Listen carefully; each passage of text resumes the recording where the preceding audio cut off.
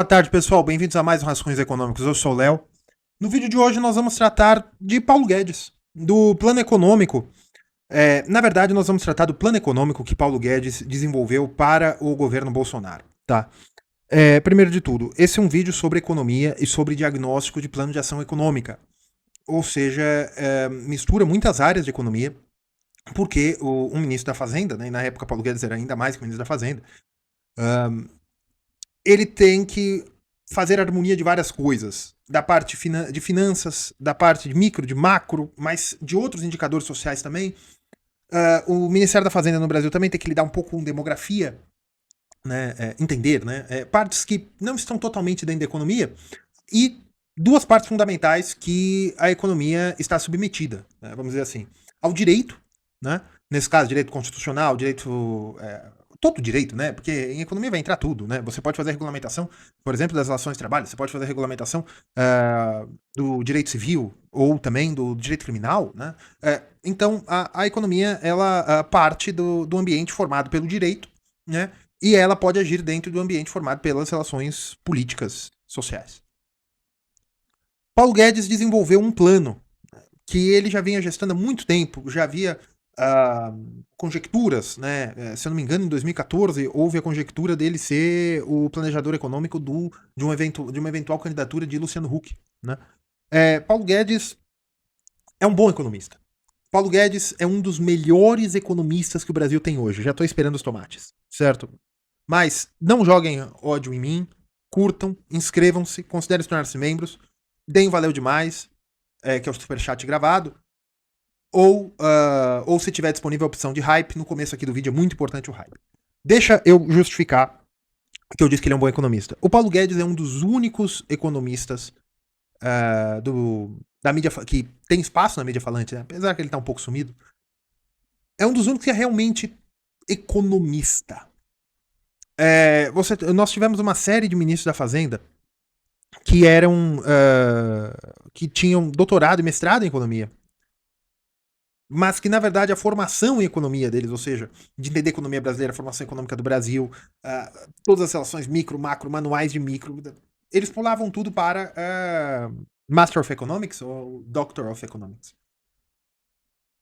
que te dá um ferramental, mas você pulou algumas etapas. Tá? São economistas de toda maneira, o Conselho Regional de Economia que não vem me encher o saco, mas são economistas, mas é importante sim a formação. É importante sim essa formação e esse ambiente também com professores de outras áreas, porque no mestrado e no doutorado você já vai direto para os professores que vão formar a sua escola. Tá? Paulo Guedes tem 2 mestrados, porque um não foi reconhecido pela Universidade Americana quando ele foi fazer doutorado em Chicago, se eu não me engano. Posso estar muito errado, mas eu acredito que é Chicago. Então ele fez mestrado na FGV, se eu não me engano, e depois ele foi fazer mestrado novamente em Chicago, e ele, para fins regulatórios do sistema de ensino americano, e depois ele fez doutorado em Chicago. Ou seja, ele é formado em economia pela UFMG, se eu não estou enganado, e depois ele fez mestrado na FGV, depois ele fez mestrado em Chicago e doutorado em Chicago. Paulo Guedes é um chicaguista, né? Ele é um Chicago boy, ele é um... E ele foi fazer mestrado, doutorado na época que os Chicago Boys resolveram o Chile. Léo, mas foi com o Pinochet. Eu vou entrar nessa questão de novo mais pro final. Então, o que nós vamos falar aqui? Nós vamos falar que foi o melhor plano econômico do ponto de vista de campo das ideias, ou seja, o ideal. Para quê, Léo? Para submeter o Brasil ao grande capital? Não, gente, por incrível que pareça, e fiquem comigo até o final, foi um plano que, se tivesse certo, o Brasil teria uma economia desenvolvida. No final de 4 anos, não, demoraria 20 anos. Mas seria um plano basilar. Como o Plano Real resolveu o ambiente monetário de uma certa medida, e todos os problemas monetários que nós temos hoje são uma contaminação da parte fiscal, que foi muito sacrificada pelo Plano Real, e da parte real da economia também, que prejudica a moeda, a moeda vai somando esses problemas da parte real econômica brasileira. Este plano econômico do Paulo Guedes no governo Bolsonaro teria desenvolvido a economia brasileira. Léo, como assim sim? Porque esse plano ele foi feito de uma forma de ciências econômicas. Paulo Guedes. Mas esse plano falhou. Falhou. Porque Paulo Guedes é um Chicago Boy. Léo, o que é isso? Não dá para eu explicar para vocês o que é um Chicago Boy, não dá para explicar para vocês no decorrer desse vídeo, que vai ficar um pouco longo, o que é um Chicago Boy, o que foram os Chicago Boys no Chile durante a ditadura do Pinochet, tá? E também alguma influência dos Chicago Boys na formação macroeconômica chinesa após a reconciliação de Washington com Pequim. Houve alguma influência? Sim, tá? Muito bem. Paulo Guedes, como Chicago Boy, ele tem uma crença de que liberdade econômica gera liberalização das instituições. Por isso que se fez normal, né, intelectuais da escola de Chicago. Léo, o que é a escola de Chicago? A Universidade de Chicago foi fundada pelos Rockefeller. Pra vocês verem. É um grande. É um dos centros. É o centro do monetarismo. Eu preciso falar isso também. O monetarismo, ele.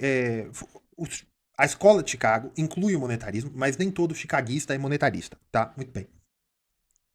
A escola de Chicago foi um centro em que houve uma síntese de muitos pensamentos econômicos e muitas formulações de políticas públicas, não só econômicas, e em que a escola austríaca foi aproveitada como influência, não como continuação. Da escola de Chicago e dos monetaristas saem quase tudo que é ortodoxia moderna, ou seja, pós-moderna, não gosto dessa palavra, contemporânea, a partir de 1990. De economia que vocês vão chamar de neoliberalismo. Mais ou menos. Eles são os neoclássicos, né? É a síntese neoclássica. E a síntese neoclássica carrega muito de keynesianismo, mas com quase todos os problemas que a escola austríaca, que os ortoliberais e que os clássicos, apesar de virem antes dos monetaristas, antes dos austríacos, puderam apontar à escola keynesiana. Então nós temos a escola neoclássica. Paulo Guedes é um economista eminentemente Chicago Boy.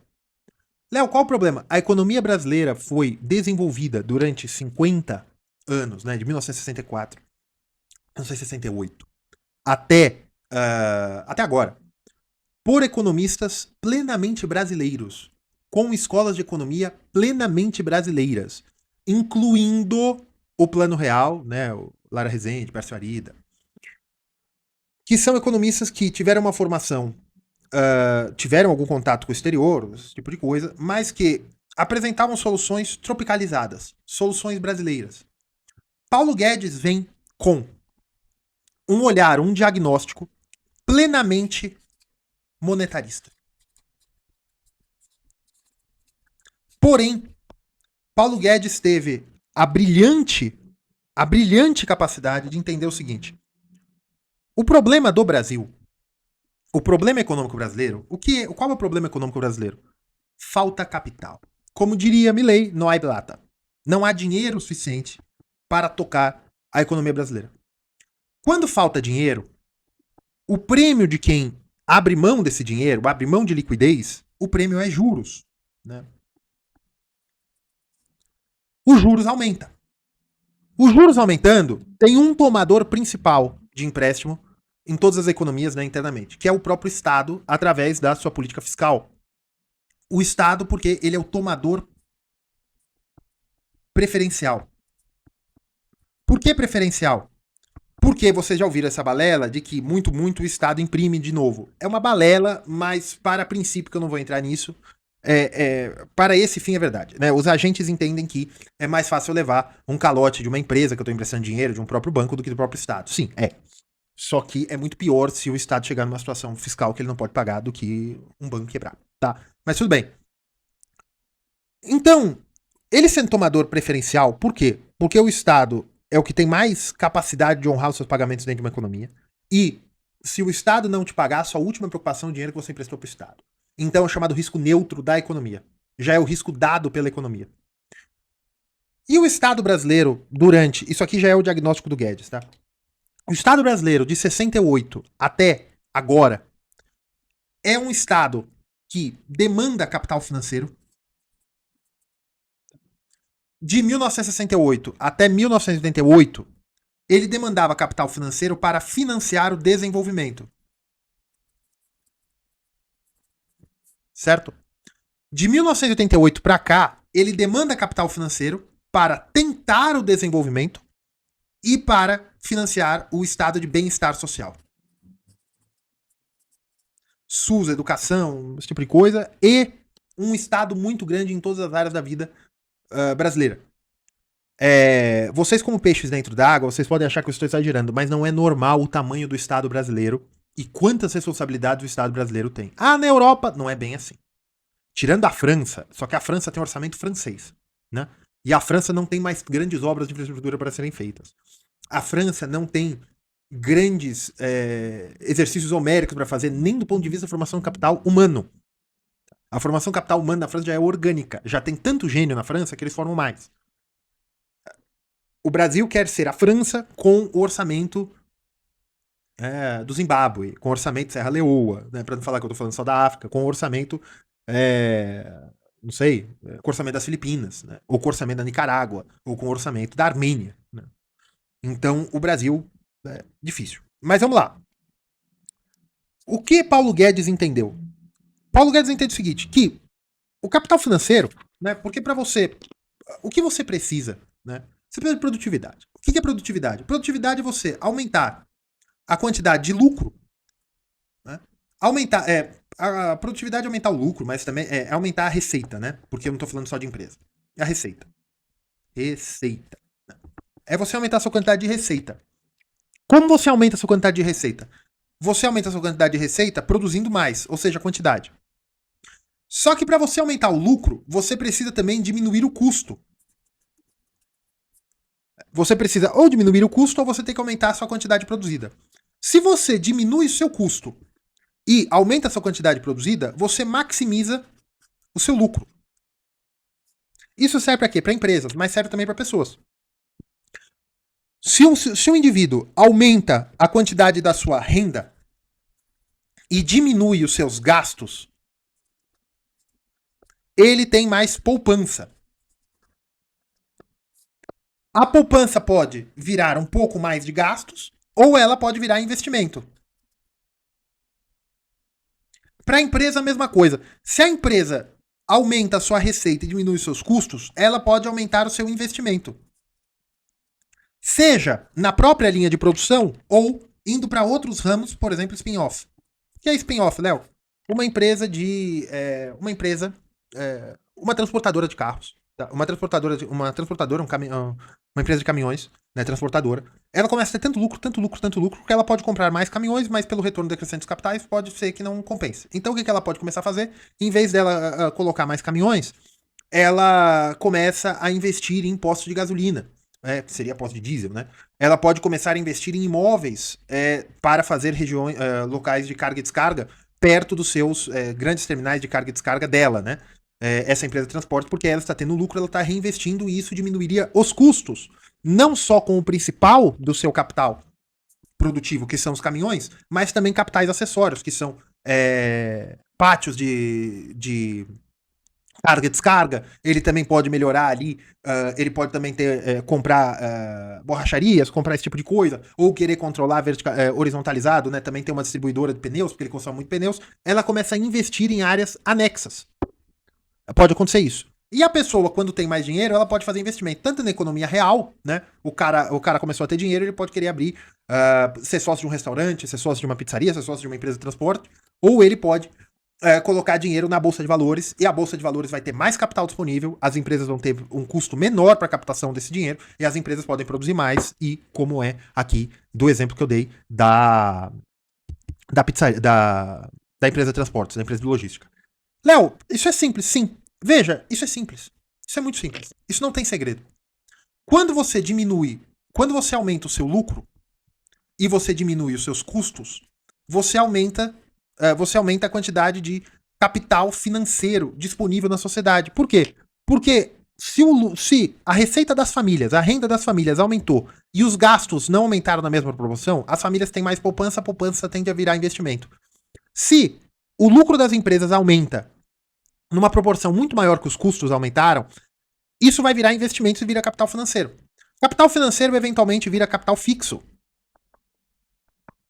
E vira com certeza capital humano. Por quê? Porque quanto mais dinheiro circular na sociedade, menos vale o dinheiro. É isso. Quanto mais dinheiro circula na sociedade, menos vale o dinheiro. Você aumenta o custo de vida das pessoas. Só que para as pessoas continuarem aumentando renda, elas têm que se profissionalizar mais. Elas têm que se profissionalizar mais, elas têm mais capital humano. É isso aqui, a receita. Isso é a receita de Chicago para o desenvolvimento. A receita de Chicago do desenvolvimento é o seguinte: você tem que aumentar a renda das pessoas, permitir que os gastos aumentem menos do que a renda e a receita das empresas aumente numa proporção muito maior do que os custos aumentam. Isso é a receita de Chicago. Qual é o nome disso aqui, Léo? Qual é o nome disso aqui? Isso aqui se chama produtividade.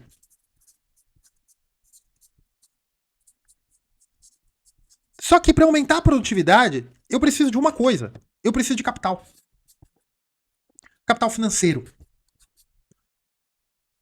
Por que a produtividade do agro no Brasil é alta? Porque você tem muito capital físico, você tem muitas terras. E as terras brasileiras já têm uma produtividade intrínseca, porque elas são de boa qualidade. Por que boa qualidade? Porque é perto dos trópicos, não sei, eu não sou agrônomo. Ah, mas demanda muito fertilizante e correção de solo. Sim, mas isso não entra como capital, isso entra como insumo. Né? Você precisa de insumo, mas contanto que o custo do insumo aumente a produtividade mais do que ele custa, você está aumentando o lucro. Certo? Beleza. Só que todo setor precisa de capital financeiro. Capital financeiro é o quê? Capital financeiro é dinheiro. Nem todo dinheiro é capital financeiro, mas todo capital financeiro é dinheiro. Beleza. Só que tem um problema, como eu já disse, e o Paulo Guedes partiu desse princípio. Tem um problema. O Estado brasileiro é tomador fundamental. Como assim? O Estado brasileiro tem déficits crônicos. O Estado brasileiro demanda muito dinheiro. E mais do que isso, o Estado brasileiro arrecada muito. E a maior parte da tributação brasileira está sobre a renda. Não, Léo, porque rico paga pouco, não, meu amigo. Renda no sentido econômico, não no sentido de direito, tá? Onde está sobre trabalho, na folha salarial, e do ponto de vista microeconômico, eu já fiz um vídeo sobre isso, todo imposto no Brasil é praticamente sobre a renda. Por quê? Porque no Brasil, renda é igual a... poupança é igual a renda menos consumo. Léo, que poupança é essa que você falou anteriormente? Não é caderneta de poupança, são savings. É o que você guarda de dinheiro. Não importa se é debaixo do colchão, se é no banco, é o que você guarda de dinheiro. E também pode correr um pouco de juros, né? Se você aplicar na economia real ou na bolsa de valores ou em outro tipo de coisa, aí vira investimento, tá? Muito bem. Então vamos pôr aqui savings. Savings é igual a receita menos custo. Menos gasto. O gasto da família inclui tributo. Por quê? Porque o saco de arroz é 10, só que com o imposto é 12. A família tá nem aí se esse dinheiro vai todo pro comerciante ou se vai um pouco pro governo. Mas por quê? Porque o gasto da família aumenta. Porque o saco de arroz é 12, não é 10. Muito bem. Então, Paulo Guedes diz o seguinte: o governo brasileiro demanda muito capital. Demanda muito dinheiro. E dinheiro pode se tornar capital se ele virar poupança, né? E depois vira investimento, vira formação bruta de capital. Paulo Guedes teve 2 diagnósticos. Déficits crônicos. Déficits crônicos geram necessidade de capital, em que o governo precisa de tirar dinheiro de circulação, aumentando a taxa de juros. E a taxa de juros alta, os empresários preferem emprestar para o dinheiro, emprestar para o governo e não aplicar na produção, que é com máquinas, equipamentos, nova tecnologia ou formação de capital humano. E com uma grande tributação, tem menos renda disponível. As famílias. Por quê? Porque se o salário da família é 2 mil, você pode ter certeza que seu patrão está pagando coisa próxima de 4 mil reais. Entre FGTS, tudo que ele tem que recolher, para você é coisa. Ah, mas o FGTS, mas tem parte que o patrão tem que pagar tal. Mas nem todo imposto, nem todo imposto é transferível. Mas sobre folha de salário, o patrão calcula como custo salarial. Não importa se está indo para você ou não. Ah, mas se eu reduzir o imposto, isso não significa que o patrão vai aumentar o meu salário. Com certeza não significa. Com certeza não significa. Só que ele poderia contratar outra pessoa e aumentar a produtividade da empresa. Ou sobraria mais lucro para ele. Sobrando mais lucro para ele, ele poderia aumentar a produção. Por quê? Porque se ele tá ganhando tanto em cima de você, você está sendo muito lucrativo. Então ele contrata outra pessoa, ou ele aumenta ainda a produção com uma máquina, ou contrata outra pessoa mesmo. Então Paulo Guedes entendeu que existe uma falta crônica de capital no Brasil, via tributação e via os déficits. Como é que Paulo Guedes quis resolver isso? Né? Como o doutor Paulo Guedes quis resolver isso? O doutor Paulo Guedes tentou resolver, disse que deveria resolver isso com responsabilidade fiscal. Né? E uma outra coisa que ele percebeu é que, para os déficits, a maior parte da dívida pública brasileira é pós-fixada. O que é isso? Você empresta um dinheiro para o governo e você fala que você quer corrigido. Você fala não, né? O governo diz que vai ser corrigido via Selic. Quanto vale a Selic? Ninguém sabe. Ela é dada de 40 em 40 dias, né? Vou entrar em política monetária agora, mas ela é dada de 40 em 40 dias. Muito bem. Só que, se eu peguei um título para aqui 5 anos, o valor do título vai sendo decidido de 40 em 40 dias. Então nem o governo sabe quanto que ele vai pagar. Você só tem a esperança que o valor vai ser autossuficiente. Por quê? Porque é pós-fixado. Se não for, ninguém vai querer comprar dívida. Ou o governo vai ter que pagar muito mais no pré-fixado. Que é falar, olha, me dá 1.000, eu te devolvo 1.100 daqui um ano. Ninguém compra essa, porque você não sabe quanto que é a inflação. Então, Paulo Guedes entendeu o seguinte também. A Selic tem dupla função no Brasil. Ela tem a função monetária, que é a estabilidade de preços. Política monetária é a estabilidade de preço e oferta de moeda.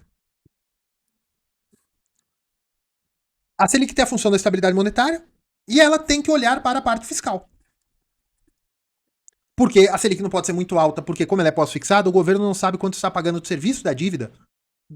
Só sabe daqui 40 dias. Os outros 40 dias não sabe. Um ponto da Selic pode aumentar a dívida em alguns bilhões, né, no total. Muito bem. Então, Paulo Guedes desenhou um plano. Você precisa de responsabilidade fiscal. Por quê? Porque o governo drena, é um ralo que drena capital, dinheiro da economia. Nós precisamos de uma política monetária totalmente desatrelada da política fiscal. E como pode fazer isso? Autonomia do Banco Central. Dentro da responsabilidade fiscal, você tem uma parte significativa do orçamento brasileiro que é previdência. Nós estamos falando de 2018, 2017, né? Que é previdência. Paulo Guedes, então, entende também que tem que ser feita a reforma da Previdência. Só que não a reforma da Previdência que ele chegou a fazer. A reforma da Previdência que Paulo Guedes pensou é uma reforma da Previdência que ajudaria nisso aqui, na falta crônica de capital no Brasil. Não só diminuindo a quantidade de capital que o Estado brasileiro precisa emprestado para... O Estado brasileiro não pode pegar dinheiro emprestado para pagar a Previdência, mas o conto é o seguinte. A Previdência retira muito dinheiro da sociedade via tributações.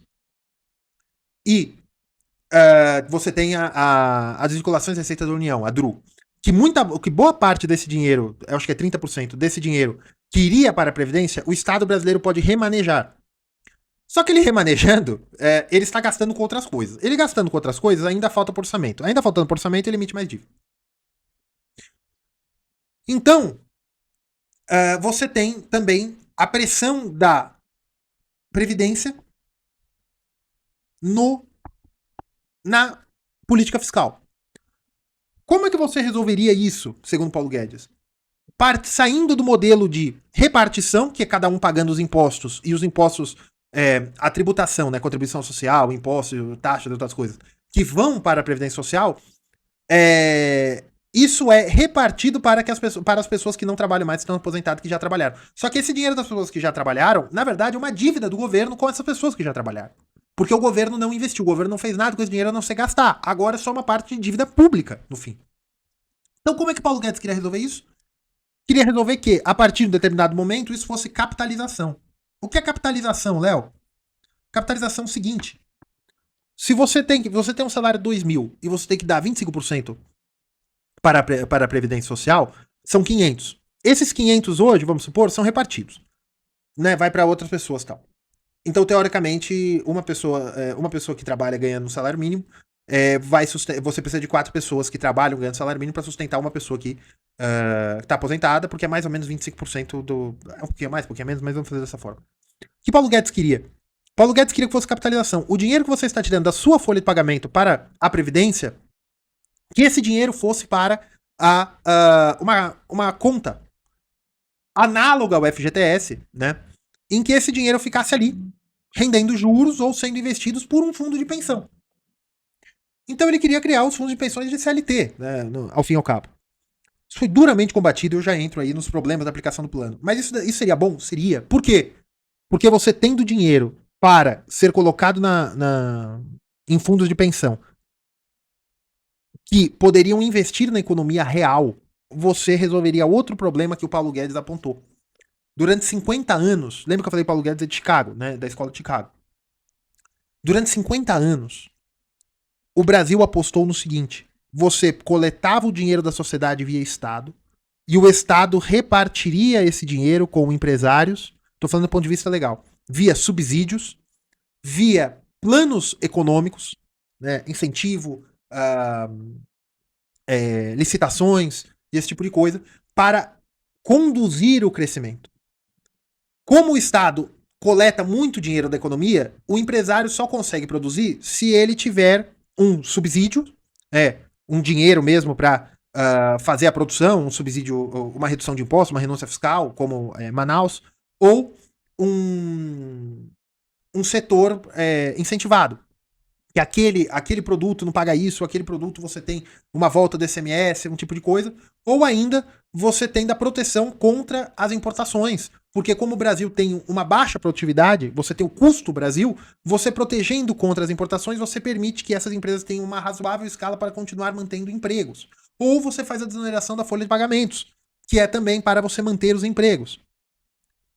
Paulo Guedes entende que os empresários foram acostumados com essas medidas keynesianas anticíclicas, que os ciclos nunca acabam, e que os empresários brasileiros precisariam reaprender a tomar o espaço e serem os motores do crescimento.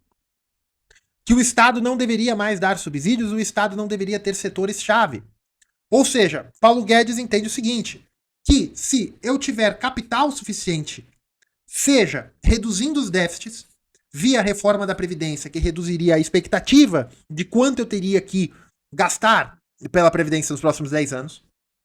Reduzindo os déficits também. Paulo Guedes, não se esqueçam, ele deixou muitas áreas do funcionalismo público sem reposição, ou seja, ele reduziu o custo do salário e aumentou a produtividade do funcionalismo público, também com a informatização de muitos serviços públicos. Reduzindo os custos do Estado, reduzindo os custos também da Previdência, com a reforma da Previdência, e também tentando reduzir subsídios. Isso não deu certo. Ele queria reduzir também, assim, o custo do Estado nas empresas para não precisar dar subsídios específicos. Ele tentou reduzir impostos. Teve aumento, até o aumento do IOF e tal, mas sempre de uma forma bem Chicago, mostrando aos agentes econômicos o que ele faria e dando garantias de que faria. Ele fez a reforma, ele tentou fazer a reforma da Previdência e o compromisso com o teto de gastos para mostrar que, olha, a dívida pública chegou até aqui, nós vamos tentar resolver por algumas formas que não foram tentadas até agora, que é, por exemplo, mais participação da iniciativa privada, em vez de eu dar subsídio. Só que eu pretendo reduzir o custo do país. Reduzir o custo do país como?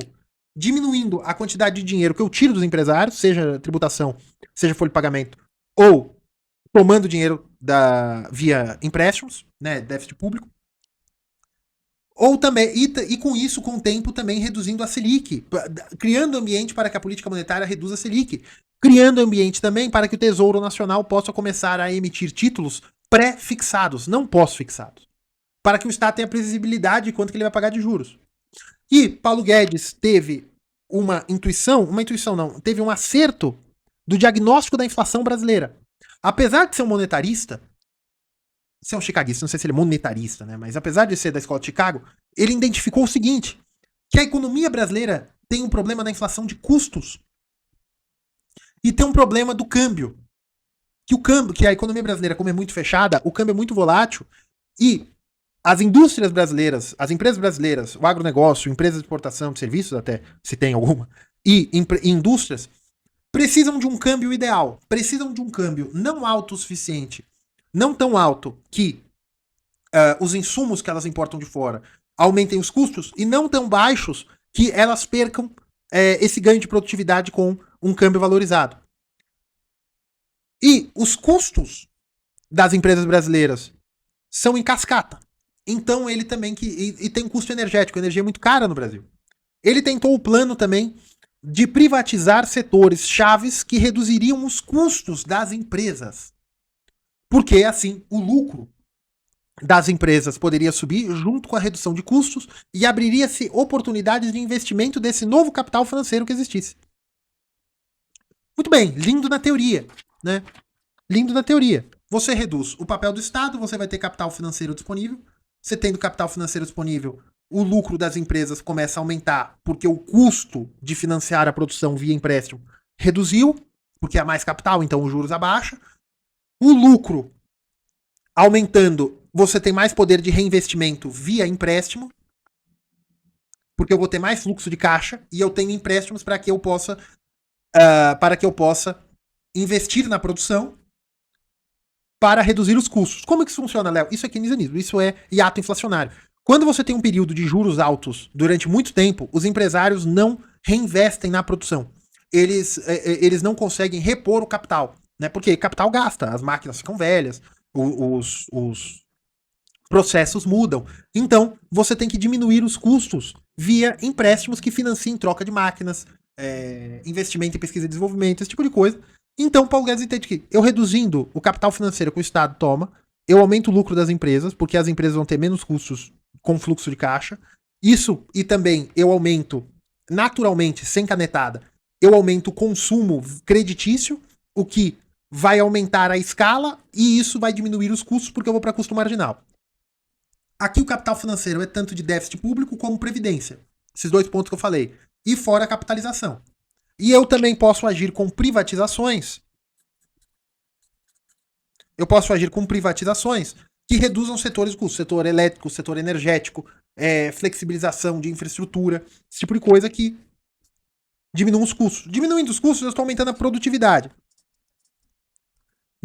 Aumentando a produtividade, o câmbio melhora. Porque o câmbio é uma relação de produtividade da sua economia com a economia de fora.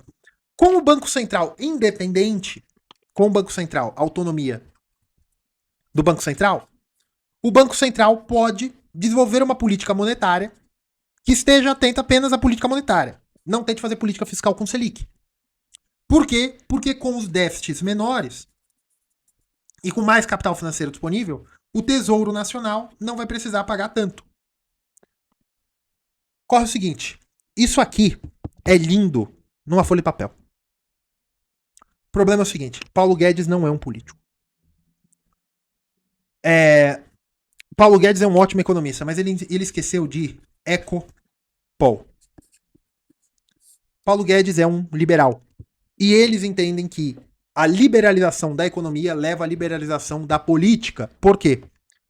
Com um custo financeiro mais baixo, lucro mais alto e, eu esqueci disso aqui também, ele fez o projeto de lei de liberdade econômica. Por quê? O ponto central disso tudo é o seguinte, com o dinheiro mais barato e os custos estruturalmente baixando, os empresários vão ter que tomar o espaço do Estado na produção e na criatividade da oferta de bens e serviços.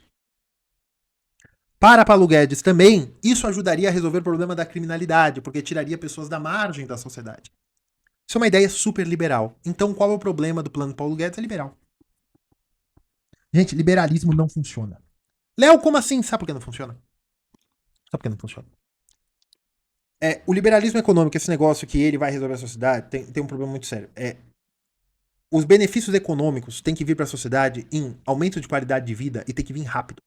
Para que elas entendam que essas mudanças melhoraram o ambiente econômico, melhoraram a qualidade de vida, não o ambiente econômico. Vejam o vídeo Dinâmica de Poder na Sociedade.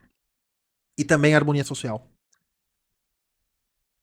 Paulo Guedes entendeu que, uma vez explicado isso aqui, as pessoas estariam a fazer um certo grau de sacrifícios. Por quê? Porque isso modificaria as estruturas econômicas e no início você teria algum desconforto de funcionários públicos, desconforto de pessoas que vivem porque no Brasil como é que é o transbordamento da renda? Você tem um funcionário público que ganha muito dinheiro ou que tem uma capacidade de compra alta porque ele não precisa muito se preocupar com o futuro. Esses funcionários públicos contratam bens e serviços, as pessoas que receberam a renda primeiro do Estado via funcionários públicos produzem para outros, e aí você vai tendo a cadeia alimentar da renda brasileira, que em vez das plantas serem que na cadeia alimentar, né, as plantas são as primeiras formadoras, no Brasil é o Estado brasileiro. Né? Funcionário público, passa para outro, até que acaba. Não tem mais.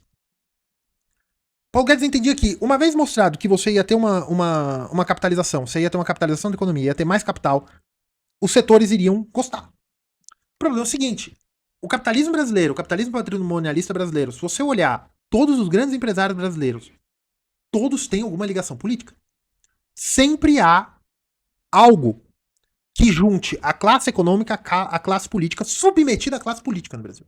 A classe política manda na economia brasileira. Vejam o vídeo Dinâmicas do Poder que eu fiz.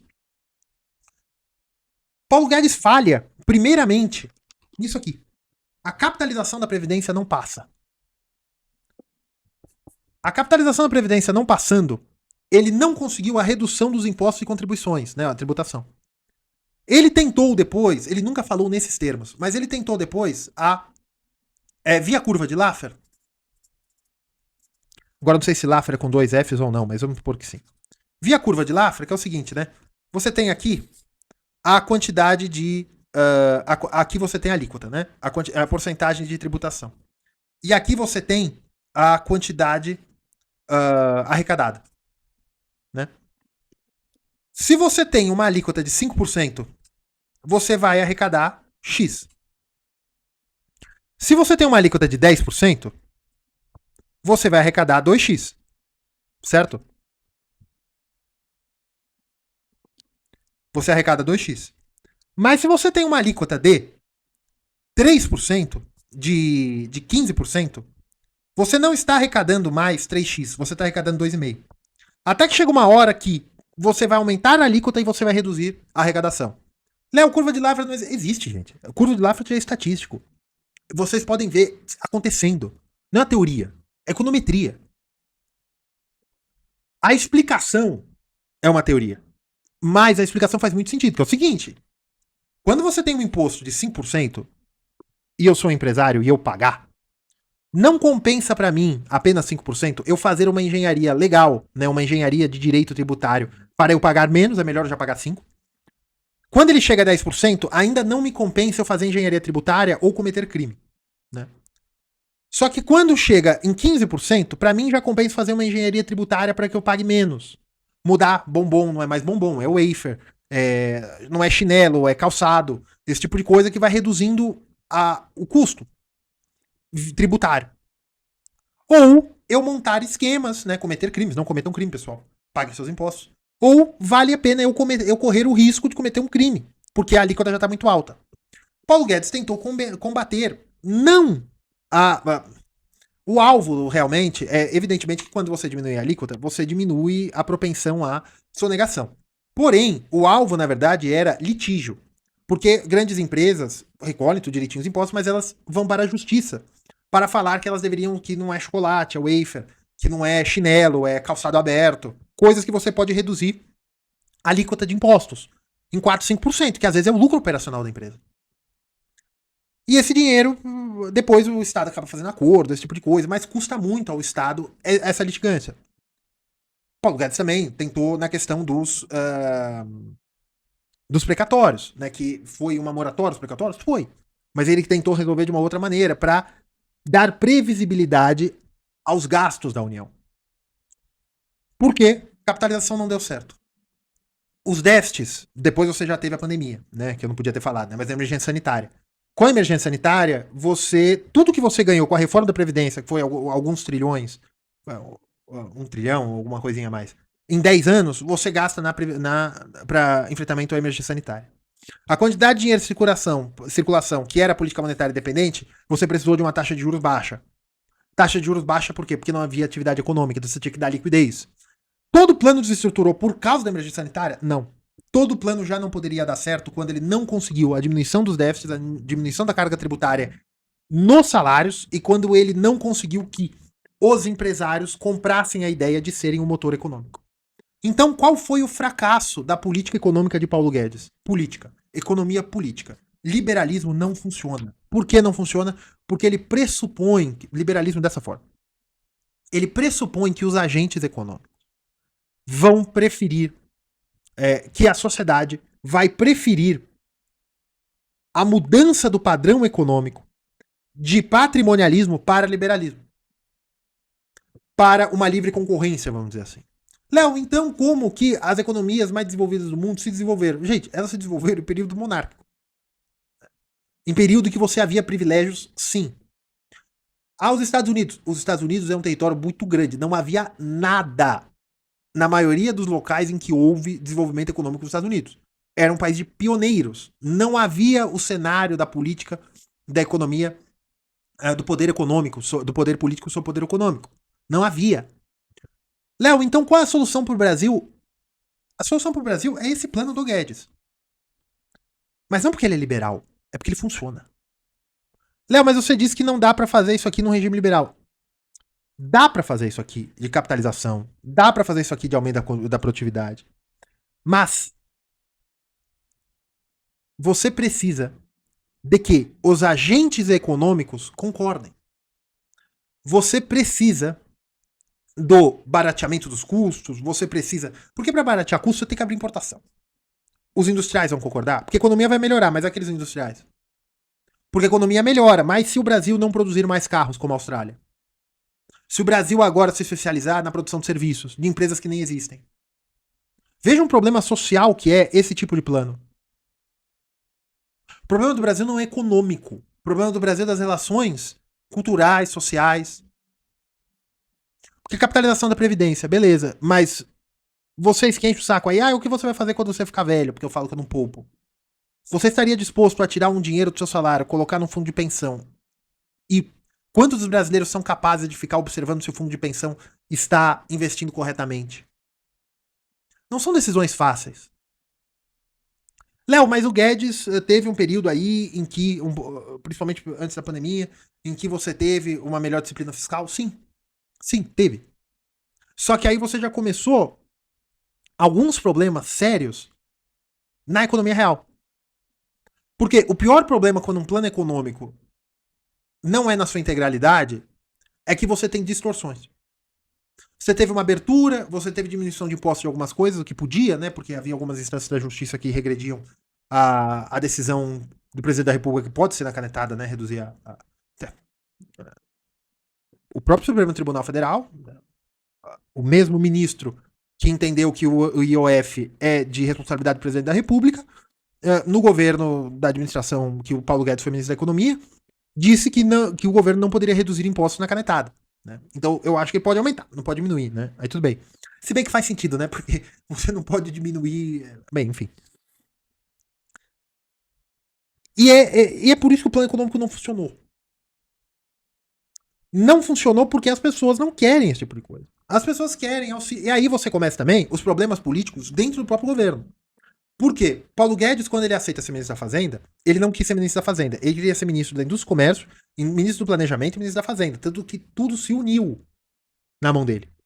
Tudo se unificou. Ele como ministro da Economia, que mostra isso aqui. Ele está de olho na Indústria e Comércio, ele está de olho na dívida pública, ele está de olho no planejamento monetário e fiscal.